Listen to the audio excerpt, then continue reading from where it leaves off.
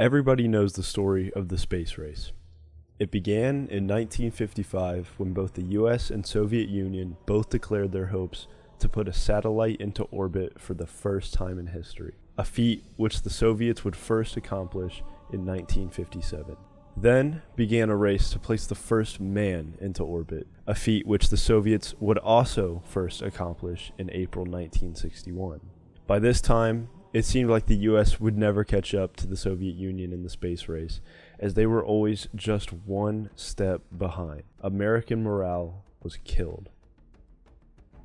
But then, on May 25th, 1961, President John F. Kennedy made the boldest commitment of the space race yet.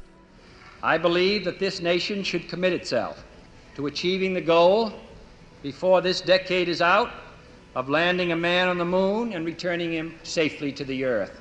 The possibility of this claim was widely questioned, and nobody was quite sure if it was possible. There were many concerns about this mission, but JFK would famously address these questions and concerns on September 12, 1962, when he famously said, "We choose to go to the moon.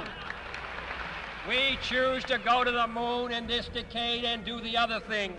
Not because they are easy, but because they are hard." With these words, Kennedy was able to reignite the flame of ambition throughout America as people began immediately working hard to accomplish this goal. This work continued all throughout the decade, but it finally paid off with the Apollo 11 mission when Neil Armstrong took the first step onto the moon on July 21st, 1969. That's one small step for man, one giant leap for mankind. But what if none of this ever happened? What if the Soviets landed on the moon first? In this alternate timeline, the year is 1969, and the US, along with the Apollo missions, are struggling heavily. After the brutal failure of Apollo 1 and countless other setbacks, NASA lost almost all of its funding, and now the Soviets were primed to win the space race. Alexei Leonov would board the Soviet rocket In-1 and take off on a flight to the moon. As the destination was reached, he gets off the lunar module and plants a Soviet flag into the moon's surface, signifying the country's clear victory in the space race. Throughout the space race, it was clear that the US was just in it to prove that they were better than the Soviets. So once this event happens, they would once again move the goalposts of the race onto a new task where they could try to one-up the Soviets for one last time. This task would be landing on Mars. However, as they would continue to fail at this task for decades to come, there would be no arguing that they had lost the space race. On the other hand, the Soviets' goals were a bit deeper, as they wanted to go to the moon in order to expand their influence on the world.